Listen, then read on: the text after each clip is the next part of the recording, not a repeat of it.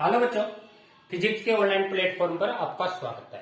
अपना lesson number 4 चल रहा था गति की समतल में गति अर्थात द्विविमीय में गति। इस टॉपिक में अपने सदिश अदिश इसके बारे में अध्ययन कर रहे थे। तो सदिशों के प्रकार अपने देख लिए थे।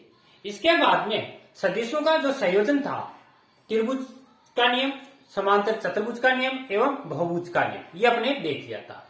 आज इसके बाद में अपना नेक्स्ट टॉपिक है स्थिति सदिश, विस्थापन सदिश, वेग सदिश एवं त्वरण सदिश। इसका मान ज्ञात करना। तो अपन सबसे पहले हेडिंग लेते हैं स्थिति सदिश। स्थिति सदिश जिसको आप बोलते हैं अंग्रेजी में पोजीशन वेक्टर, इसको आर से प्रदर्शित करते हैं। Position vector. अब सबसे पहले बच्चों अपन देखते हैं पोजीशन वेक्टर क्या होता है अर्थात स्थिति सदिश क्या होता है। स्थिति सदिश होता है कोई भी निर्देश तंत्र होता है, उस निर्देश तंत्र में जो कण स्थित है उस कण की स्थिति को व्यक्त करने वाला सदिश अर्थात निर्देश तंत्र में स्थित किसी बिंदु पर किसी कण का मूल बिंदु के सापेक्ष स्थिति को व्यक्त करने वाला सदिश स्थिति सदिश कहलाता है। जैसे डायग्राम के द्वारा देखिए, जैसे ये एक निर्देश तंत्र है एक्स, ये आपकी वाई और ये आपकी है जेड। तो ये त्रिविम निर्देश तंत्र है। आपके सिलेबस में समतल में अर्थात द्विविम निर्देश तंत्र है, लेकिन अपन त्रिविम पढ़ लेते हैं। ये आपका मूल बिंदु है, इसको बोलते हैं मूल बिंदु।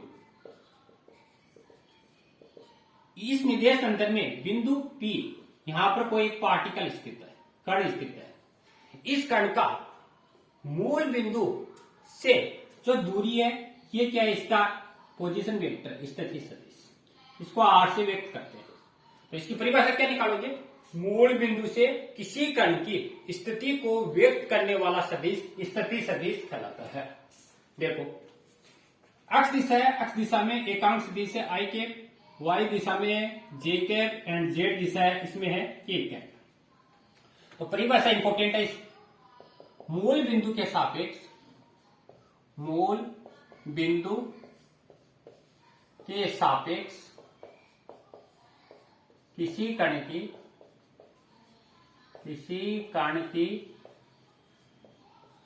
स्थिति को प्रदर्शित या प्रदर्शित करने वाला सदिश स्थिति सदिश कहलाता है। स्थिति सदिश कहलाता है। ये देखो स्थिति सदिश की परिभाषा, मूल बिंदु के सापेक्ष किसी कण की स्थिति को व्यक्त करने वाला सदिश ही क्या कहलाता है? स्थिति सदिश। ठीक है। आई जे के तीनों अक्षों के अनुदिश क्या है? एकांक सदिश। आई जे और के, ये जो तीनों अक्ष हैं, तीनों अक्षों के अनुदिश एकांक सदिश है। एकांक सदिश। ठीक है। और स्थिति सदिश को किससे प्रदर्शित करते हैं? आर के ऊपर वेक्टर लगा देते हैं स्थिति सदिश। स्थिति सदिश का मतलब एक तरीका दूरी है, यानी इस बिंदु से इस बिंदु के बीच की दूरी है, तो अपने सदिश में लिख दिया आर वेक्टर। तो इसको तीनों अक्षों में लिखेंगे। आर वेक्टर बराबर क्या होगा? अक्ष, इधर कोऑर्डिनेट होता है एक्स और आई cap plus Y J cap plus Z के कैप। यह आपका स्थिति सदिश है। स्थिति सदिश आर बराबर अक्ष I cap, Y J cap, Z के कैप। अब स्थिति सदिश का परिमाण, अगर आपको परिमाण निकालना है, परिमाण कैसे निकालोगे? आई जे के जो गुणांक है उनका वर्ग कर दो। आई का स्क्वायर, आई का गुणांक अक्ष, अक्ष का स्क्वायर, जे का गुणांक वाई, वाई का स्क्वायर, के का गुणांक जेड, जेड का स्क्वायर, और इधर स्क्वायर है। तो आर बराबर अक्ष square plus Y square plus Z square का अंडर रूट। यह आपका इसका परिमाण होगा। ठीक है बच्चों। जैसे आगे कोई क्वेश्चन भूल ले एग्जाम्पल के तौर पर, जैसे एक्स वाई और जेड एक्स वाई जेड अक्षों की मूल बिंदु से दूरी 2, 3 एवं 4 मीटर है तो आर व आर का परिमाण ज्ञात करो।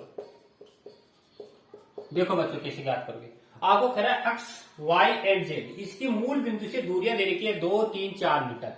तो आर निकालना है परिमाण। अब कुछ नहीं है, ये पहला 2 है, ये आपका अक्स है, 3 क्या है वाई है, 4 क्या है जेड है, तो इसमें रख दो।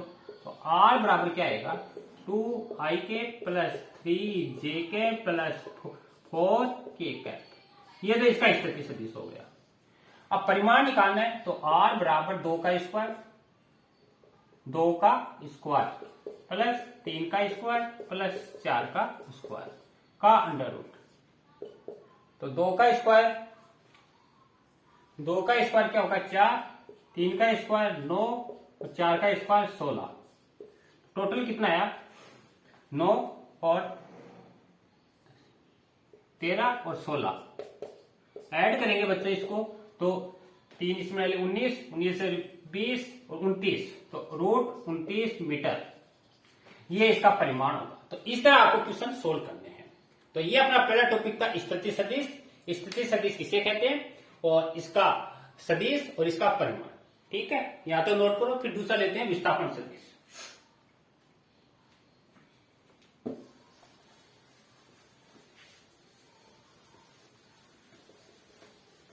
दूसरा है अपने पास विस्थापन सदिश। देखो विस्थापन सदिश क्या होता है, हेडिंग लेते हैं अपन विस्थापन सदिश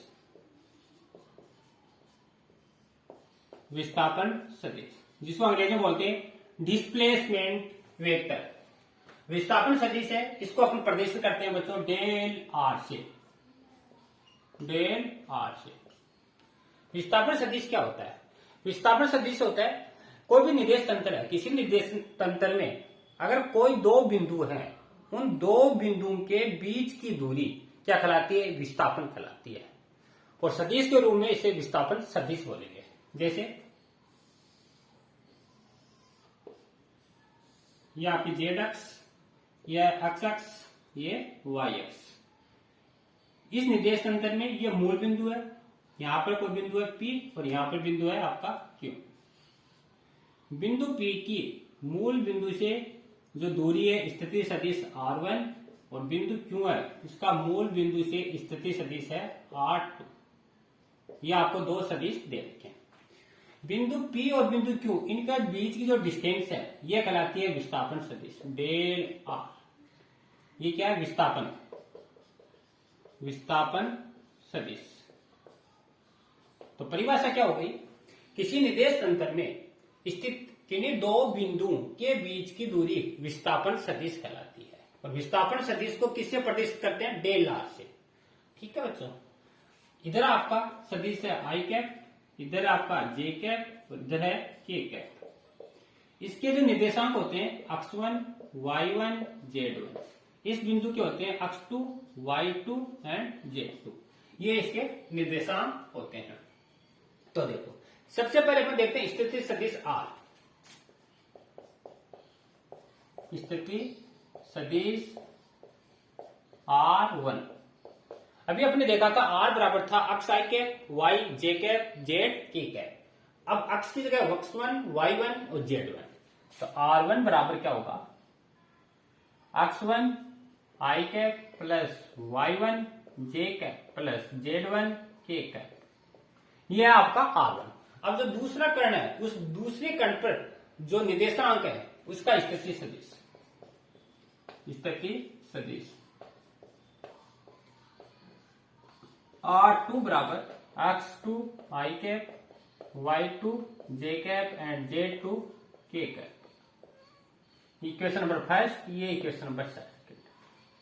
अब अपन को विस्थापन सदिश निकालना है। तो ट्राइंगल दिख रहा है त्रिभुज OPQ में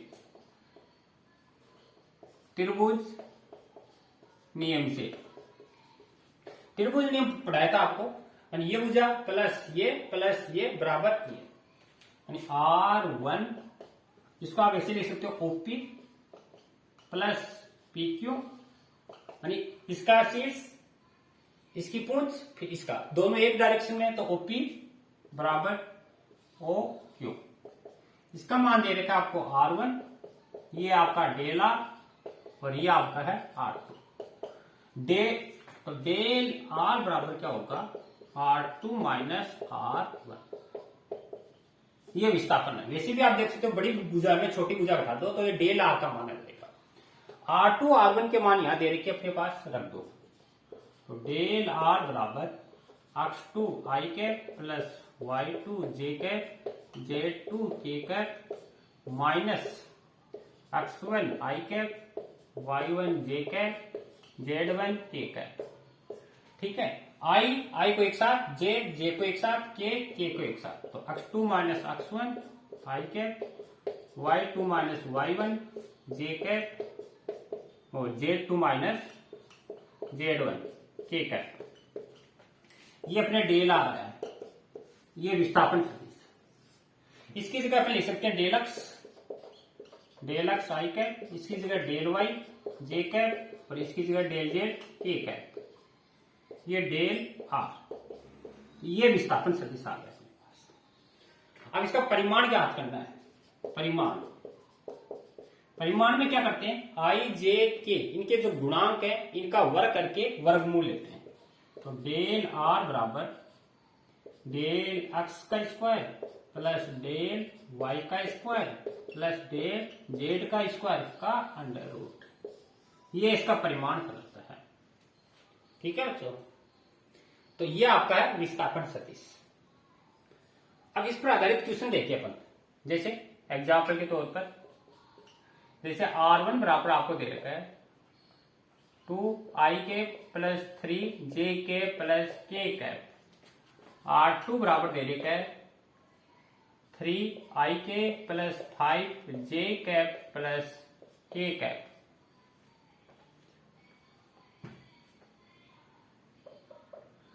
चलो इसको 2 लिख देते हैं। ये आपको दे रखा है R1 R2, तो सबसे पहले आपको विस्थापन निकालना है। डेल R बराबर होता है R2 माइनस R1।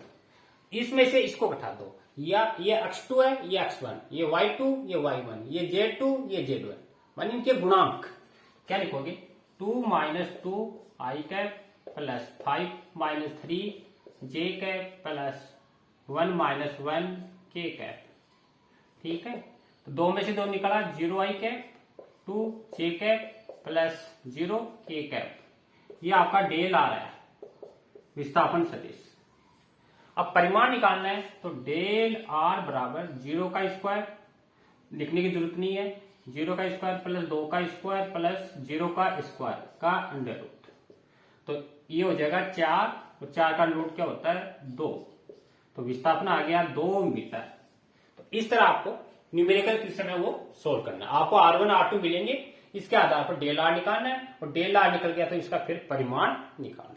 यानी I J K इनके गुणांक होते हैं, ये x1 y1 z1, ये x2 y2 z2, फिर सूत्र है x2 माइनस x1, इसमें से इसको, इसमें से इसको, इसमें से इसको लेस करना है। तो ये अपना दूसरा टॉपिक था विस्थापन सदिश। इसके बाद में थर्ड आ रहा है आपका वेग सदिश।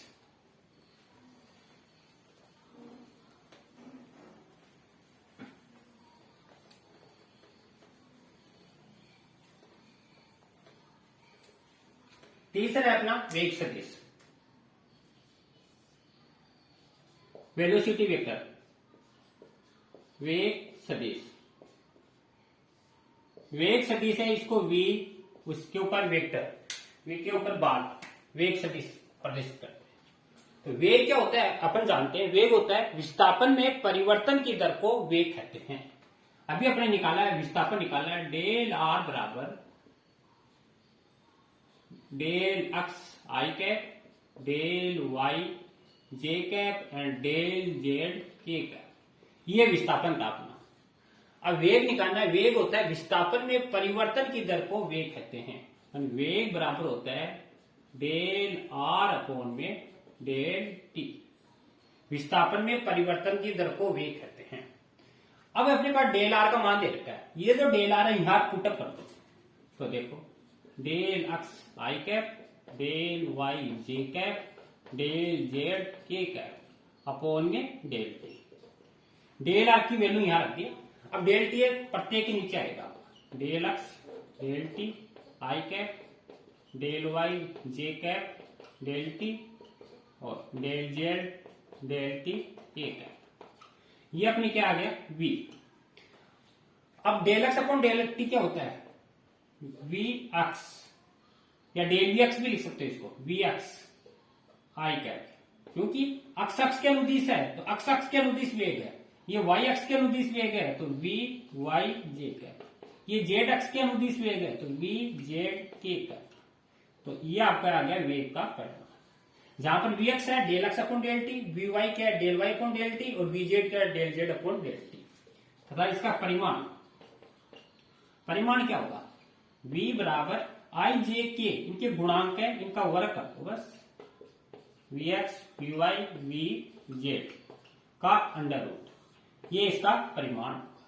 ठीक है बच्चों, तो इस तरह अपन वेग ज्ञात कर सकते हैं। चौथा आता है त्वरण सदिश। त्वरण सदिश